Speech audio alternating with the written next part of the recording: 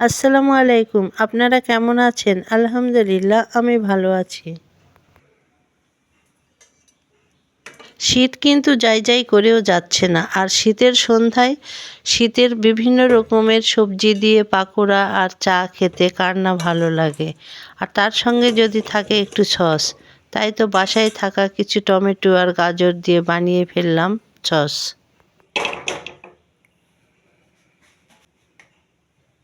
আর এই সস কিভাবে বানালাম? টমেটো গাজর প্রেসারে দিয়ে 1 চামচ লবণ, শুকনো 3টা মরিচ ভিজিয়ে রেখেছিলাম। তারপরে প্রেসারের ঢাকনা দিয়ে দিলাম 2টা সিটি।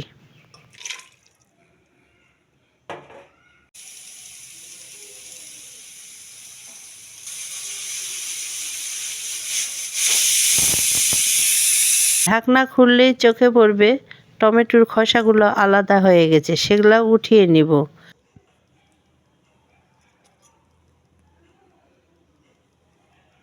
খোসাগুলো উঠিয়ে নিয়ে ব্লেন্ডারে ব্লেন্ড করে নিলাম।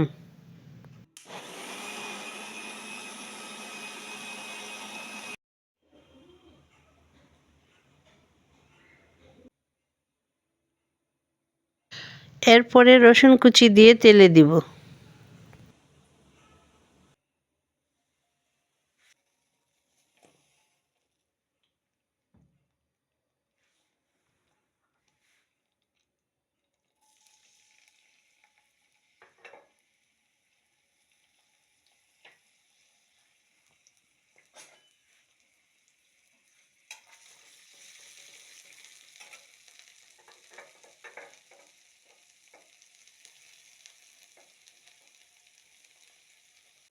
এই বড় লেবুটার রস করে রেখেছি।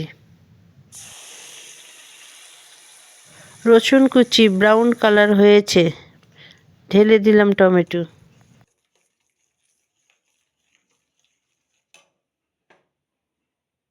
এখন দিলাম লেবুর রস।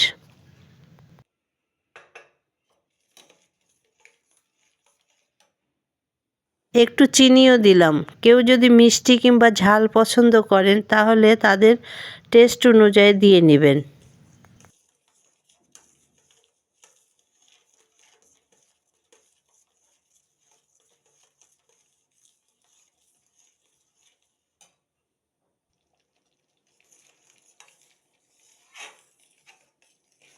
এখানে আর কিছু অ্যাড করতে হবে না, আর একটু ঘন হয়ে আসলেই চুলা থেকে নামিয়ে নিতে হবে।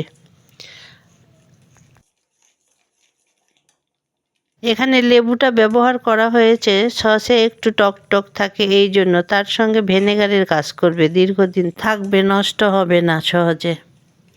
এখন আমার সস কিন্তু ঘন হয়ে গেছে, আমি চুলা অফ করে দিলাম। আমি পুরাতন সসের বোতলে ঢেলে নিলাম আর থেকে গেল আর একটু বাটিতে। দেখেন কত সুন্দর কিনা সসের মতোই হয়েছে। আমি ফুড কালার ব্যবহার করিনি, গাজর টমেটোর নিজস্ব কালার। এভাবে বাসায় বানিয়ে খেলে ভেজাল মুক্ত খাবার খেতে পারবেন। ভালো থাকবেন, সুস্থ থাকবেন, স্বাস্থ্যসম্মত খাবার খাবেন। আল্লাহ হাফেজ।